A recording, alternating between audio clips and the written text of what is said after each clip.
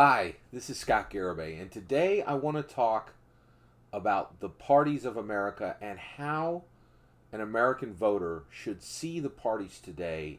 What is their use? What is their function? Okay?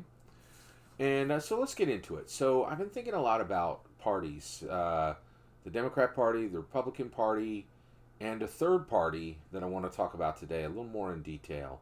Um, and so the Democrats are blue and the Republicans are red. And I want to talk about the white party before we're done today. It's a special party. I think it's an emergent party, but it is really unique. So let's get into this. So, first and foremost, I'm going to give a somber warning today. Basically, I understand why people give trigger warnings. Trigger warnings get a lot of flack. But these are hard times, and people have challenging times. So I'm going to tell you right now, today's video is going to be a little more somber than usual. So if you're looking for a brighter video and you want to keep your spirits up, go check out Grace Randolph. She's fantastic. She's an amazing movie reviewer right here on YouTube.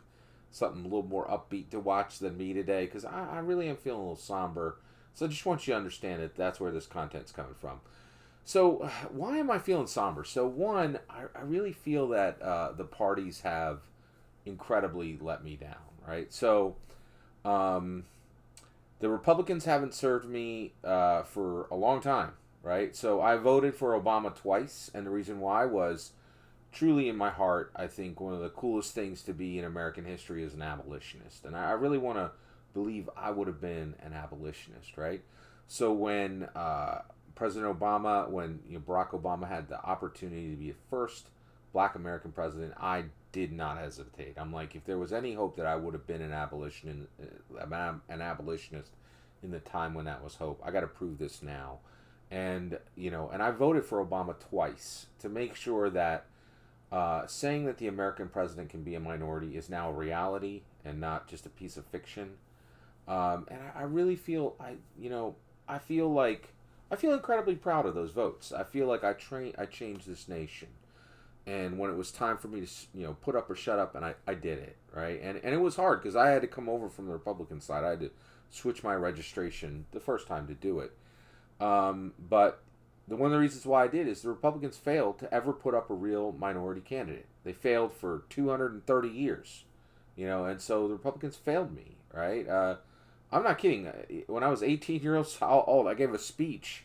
I got the right to give a speech at my high school graduation, and I ended that speech with "Vote Republican," right? Like it's I'm a dyed-in-the-wool Republican, and the Republicans failed me. They did not.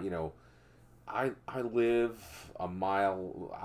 less than a mile from a blighted city, and I have seen how hard a time minorities can have in this world, and there was no way I was going to pass up the opportunity to let mothers and fathers of minorities tell their children you can be president one day, and allow that to continue to be a fiction rather than reality. So I'm incredibly I really am very proud of those votes, and so that means since 2008 the Republican Party has not served me. They didn't serve me in 2008 to 2012. They didn't give a real candidate.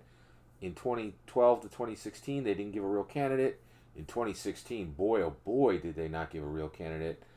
This guy, Trump, he is absolutely coring out, just tearing parts out of the role of presidency. I believe Donald Trump has done a great job to give America 4 great years, and all he had to do that was utterly destroy the role of U.S. presidency. Finish the work that Bill Clinton started, and he is wrecking it. He's tearing it apart from the inside out. Like he's burning the organs that make up the body of the role of the U.S. president for fuel. It's terrible, right? And so for 12 years, the Republican Party has failed me, right? So I went over to the Democrats to find a solution, right? And President Barack Obama was an incredible solution. He was an incredible president. He shattered the idea, that simple silhouette, the idea that the president had to have 2 attributes, right? And he said, no, I'm going to shatter one of these attributes. One of those attributes is still fully in place, right? And Biden is promising that if he gets in as the placeholder president, he'll have a female VP. So one of those attributes could marginally be fixed in a very odd, strange way by Biden if he were to win. But we'll get there. So the Democrats really served me in 2008 and 2012, right? But they have utterly failed me they served me. The Democrats served me in 2008, 2012. They did not serve me in 2016. I did a write-in. There's no way, I wasn't going to vote for Hillary Clinton. And the reason there is, I thought that the structure, there's a whole lot of reasons that I didn't vote for Hillary Clinton. But the first and foremost, I think, was I wasn't comfortable with what had happened. I wasn't comfortable with Bill Clinton, and and she had never not signed. She had pretty much signed off on every single thing he did, both in his personal life and in his professional life, and I wasn't comfortable with that, so I didn't vote for her. So the Democrats failed me in 2016, and boy, are they failing me in 2020, right? And so, we now have a candidate from the Democrats who does not want the job by his own admission, right? No one in the country really believes that he has any probability of finishing even one term, let alone two, right? So you have a candidate who doesn't want the job and has almost no probability of finishing even a single term, right? And trust and believe, America has zero interest in a one-term president. And you can tell that because every single modern candidate over the age of 70 has never promised to do one and done. And the reason why is they know the moment they say that, they're admitting they can't do the job, right? Which is the reality. That's the reality. Like, you wouldn't send an 80-year-old person to cut a cord of wood. Why on earth are you going to give them the most difficult job in the world, right? It doesn't make any sense. And Biden will be an 80 and an 86-year-old president. That's what you're signing up for, an 86-year-old president if you sign up for Joe Biden. So where I'm at right now is I'm like, okay, I got involved. I really invested myself in the process, and I went along with the Democrats because I was excited, and I thought the Democrats, really had the best interest of minorities. I had to sit by and watch, debates where the lens flare was so bright, it looked like a J.J. Abrams movie. Like, I'll put it this way: Vampire Weekend's last album was called "Unbearably White." That should have been the name of several of the debates.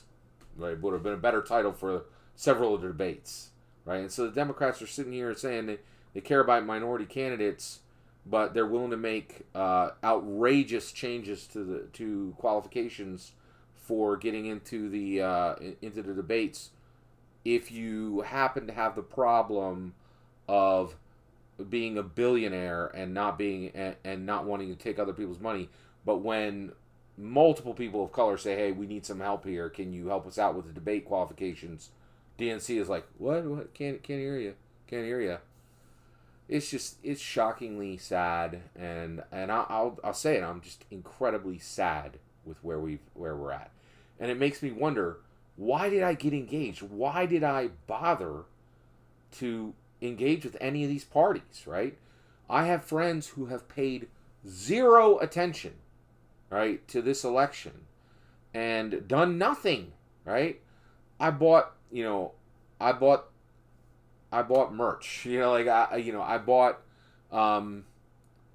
I went out and I got my T-shirt, I got my hat, I got my yard sign. I did daily videos supporting the candidate that I thought was best, right? And for what? For what? Right? The candidate we're having right now is the most establishment, most weak, most horrible candidate that could have possibly come out of this whole thing, right? And honestly, if you look at the result, I'm like, what did I do anything for? If I had done the same thing as my friends who were completely unengaged, the result would have been no difference. What was it for, right? Well, here's what it was for, okay? In order to understand why it was worth my time and not a moment of it was a waste, we need to think about America's parties. They're important. They're incredibly important, okay? So let's talk it through. So let's talk about the red and the blue, okay? The red are the Republicans, and they stand for conservation, conservative, right? Keep America the same way it always has been, okay? And don't let change ruin what we have, right? The Democrats, the blues, right? They're like, let's change it up, let's make it better, and the people at the bottom, let's see if we can get them to the top, right? And honestly, both of those are great goals. They're both great goals, and I think if you are thinking about the macro level of the parties of America, they're useful, okay? Where it gets problematic, okay, is that third party, the emergent party. So let's talk about the white party, all right? So just talking about the colors of the flag here, right? Red Republicans, blue Democrats, right? White, what is the white party? Well, in my opinion, the white party is an emergent party, right? And I want to talk about how leaders see the parties. Leaders, you could see this very, very clearly, see the parties, the red and the blue parties, as a vehicle. They get in them and they ride along with them as long as they're going in the same direction, okay? We, as Americans, need to see the Republican and the Democrat parties as jackets, right? The Democrats are a cool leather jacket, right? You put it on, makes you look cooler, cut a more dapper figure. It's just a cool jacket, right? And you can sit on it. It gets rumpled. It's okay if it gets a little messy, but it's a classic, right? The Republicans are a tweed jacket, right? Makes you look a little classier, right? People might give you a little more respect. Maybe think you're a professor, that kind of thing, right? And the thing is, we need to take it on. We need to put it on and take it off, right? If you're the kind of person who wears the same jacket all the time, you ain't paying attention. Appearance matters. You should wear the right jacket for the right moment, right? If you're going to go hang out with your buddies, you should wear your leather jacket. If you're going for a job interview, you should wear your tweed jacket, okay? You need different things at different times. And honestly, I will say it right now, if you're a vote for life on the same color, you ain't paying attention, man. You need to put these parties on and off like a jacket, okay? Now let's talk about the most useful jacket there is. The emergent party, the white party, okay?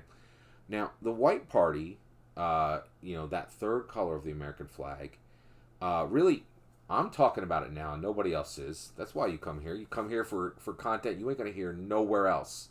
And boy, you could say a lot of things about my channel, but I will tell you right now, the fact that you cannot say it is duplicative of any other channel on YouTube. That's for sure, right? And here you go. I'm going to talk about the emergent white party, okay?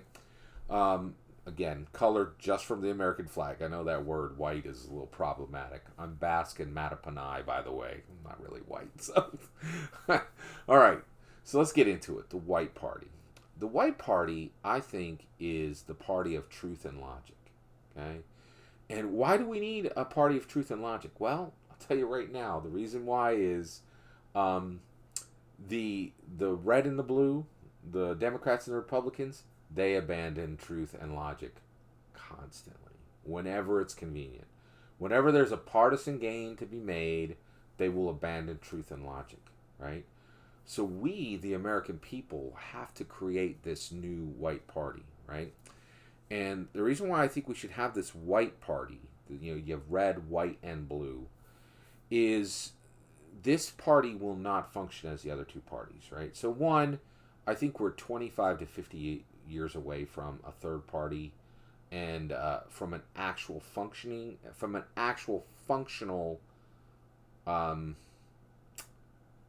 objective third party, right? But this white party, this is a party of the mind and of the heart, right?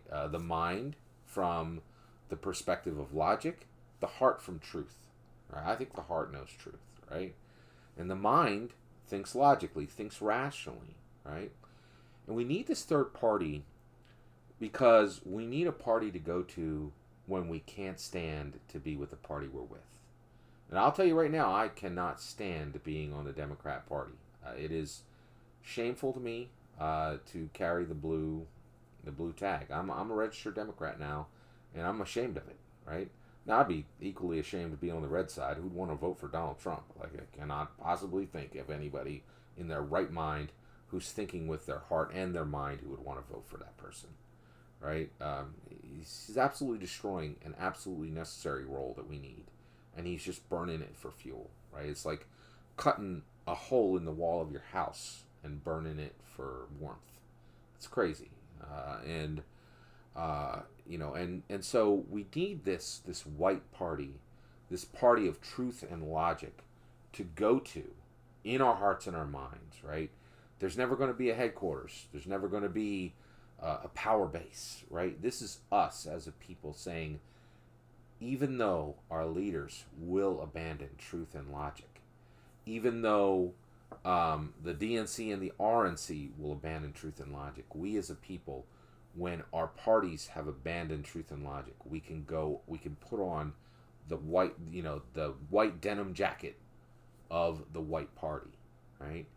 And that is going to give us some protection and give us some sanity and give us some hope, right? Because we can't keep that blue jacket on all the time. It's itchy and it's frustrating. And we can't keep that red jacket on all the time. It's itchy and it's frustrating. So we need this third party, the white party, right? That third color of the U.S. flag as a sanctuary for our minds and our hearts to go to, right? And I'll tell you right now, I'm wearing it. I'm wearing that white jacket. I have to, because my heart and my mind are so low from looking at this absolutely terrible candidate. These two terrible candidates. These candidates are terrible. Biden is just absolutely the worst possible pick I think we could have made. And this is where we landed, right? And Donald Trump, absolute destroyer of the role of U.S. president. Truly sad, truly frustrating. But I love America and I love politics. And I'm not going to let myself get dejected and give up. I've seen it. I've seen a lot of people just walk away, right? Not me. No, I care too much about this nation. I care too much about politics, right? So I need that white jacket. I need to be able to put it on. And it's important. And I want to encourage you to. Right now, if you're where I'm at, really think about joining that white party and really think about using that as a sanctuary until you have to put the blue jacket back on or the red jacket. I have to vote on June 2nd, and man, I have never in my life been more dejected and felt more hopeless as far as having a vote that's actually going to matter. So I have to wear the white jacket right now just to get me through. And I am thinking and praying. I'm really praying for each and every one of you out there, just that you won't have a somber attitude the way I do, and that you have more hope than I do. Right now, I'm wearing the white jacket. I encourage you to think about doing the same. We're going to get through this. My prayers are with all of you. It really makes you wonder why. Why do we go through all this? But put on that white jacket. Please consider liking and subscribing, and have a wonderful millennium.